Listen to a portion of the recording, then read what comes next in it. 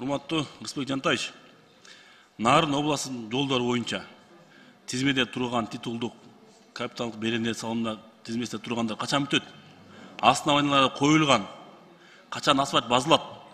Бизге быйыл келеби? Билесиз өзүңүз. Нарын сууп келет, жакында кар түшөт. Же кар менен чогуу асфальт базылабы? Ошо кандай болот? Жооп берип коесузбу?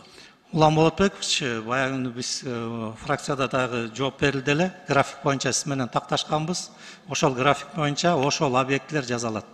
Мен сизге дагы министрдин орун басары менен келип такташып кетем.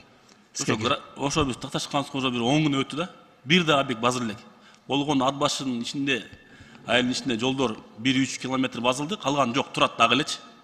Быйыл бүтөтпү буюрса? Буюрса бүтөт. Сөз бересиздерби ошо?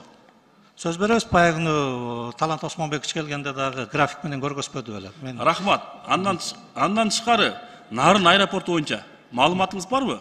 Аэропортко сапатсыз, битумсуз асфальт базылып, аэропорттун самолет кона турган полосага чөп чыгаттыр. Маалыматыңыз барбы? Андай маалымат жок экен, мен тактап туруп сизге жооп берейинчи. Алмаз Акынжанович, мен сизге кайрылдым беле, бир эмес 2 рет кайрылдым. Жеткирген жоксузбу? Кандай болуп калды буяга? Бизге Минтранстан комиссия түзүлүп, баардык салынып аткан аэропорттор боюнча кеткен.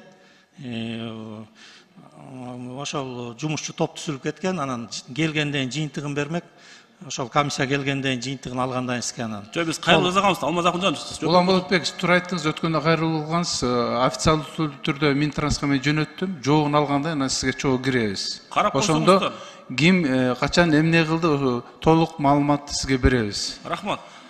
Рысбек мырза, карап койсоңуздар, себеп дегенде асфальт сапатсыз, чөп чыгып баштады, билесиз. Айка самолет консо эмне болот? Авиа катастрофа болот, билесиз. Анан Нарын областынын жолдорун, анын ичинде ат башы, Нарын шаар, Нарын районун тездетип коесузбу? Жакында суук түшөт. Сапатын карап койсоңуздар. Макул. Рахмат.